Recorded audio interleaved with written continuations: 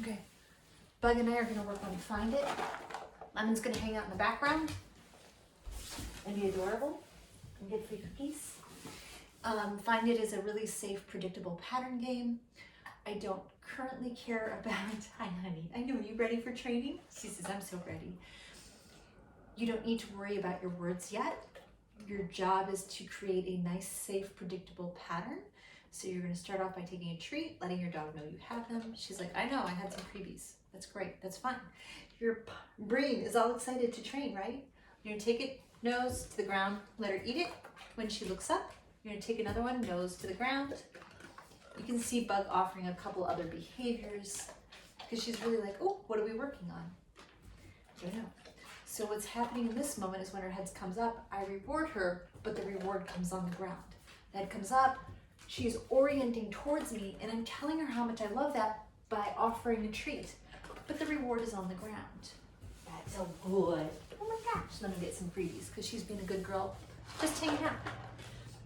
So this behavior with her and I right now is pretty fluent. She's excited, she's playing the game. Most of the time, after she eats the treat, she looks right up at me. Most of the time, she actually offers me eye contact. Her eyes come up, touch mine. So I even kind of hid my hands there to see if she was looking at my eyes. It is okay if your puppy, all done. If your puppy is not offering you eye contact, if they just look at your food hand, if they look at your shoulders, if they look right at your waist, it's okay. As long as they are orienting towards you, you're gonna go ahead and grab one more round of treats, and you're gonna take the treat from nose to the ground and see where they look. She looked right up at me, so I'm just dropping it on the ground. She looks right up at me, I'm just dropping it on the ground. All done. You'll notice sometimes when I take a break in training, I just kind of cue the puppy all done. I toss a couple cookies away. You will often see me starting a training session by just feeding my dog. I'm like, oh look, I have good things. Are you ready to play? Are you ready? And just kind of getting them excited to know good things are coming. I am rewarding for attention there, but if she had just been laying on the couch, I could have walked over and just handed her a treat too. There's nothing wrong with that. It just gets her little brain engaged and be like, oh, something happening with me. And then when I tell them all done, that training session is over, that round is over, I often scatter a couple treats on the ground. Just in case I had a horrible, rotten, no good training session, I want my dog to be excited to come back and train with me the next time. So a lot of times I just cue all done and I just scatter a couple treats and then we don't do anything else. So when you're working on your homework this week, you may practice sitting, practice standing, put the treat on the ground, and then just be aware of where your dog looks after they eat the treat.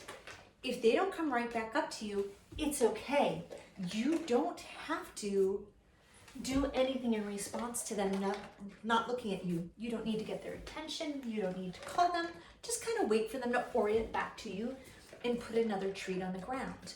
When you do get this behavior, they eat the treat, look at you, and it's very fluent. Well, I kind of used the word I wanted to use. We're looking for fluency.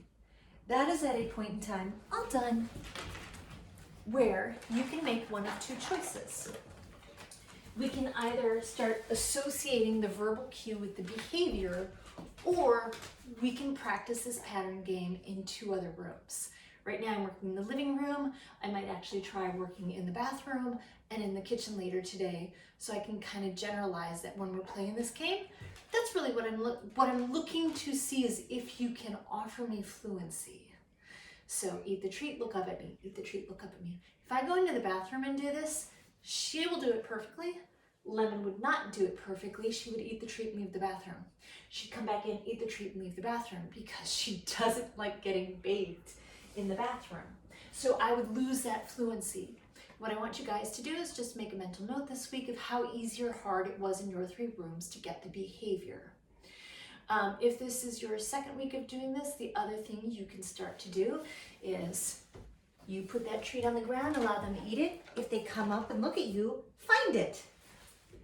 That is our specific location marker. I said that wrong. Location specific marker. Find it. So when she comes up to look at me, find it means she did the right thing, and there's another one coming on the ground. Find it, there's another one coming on the ground. find it. There's another one coming on the ground. If she was looking around there or over there, if the behavior was not fluent, I might not say anything. I might kind of just stick the treat back in front of her nose and put another one on the ground and then see what she does. Find it. Good job. All right, puppies, all done. So, most important part of your homework, grab 10, 12 treats, practice in one room, and decide whether that was very easy or that was difficult, and see what was in the room that was distracting your dog. Was it another person? Was it a cat? Were there noises going on over there that was distracting your puppy? And then I want you to grab 10 treats later in the day, try in a different room, and then just grade yourself, easy or difficult. No judgment right now, we're just trying to build nice, safe, predictable patterns without our puppy stealing treats. Good job. All done, baby.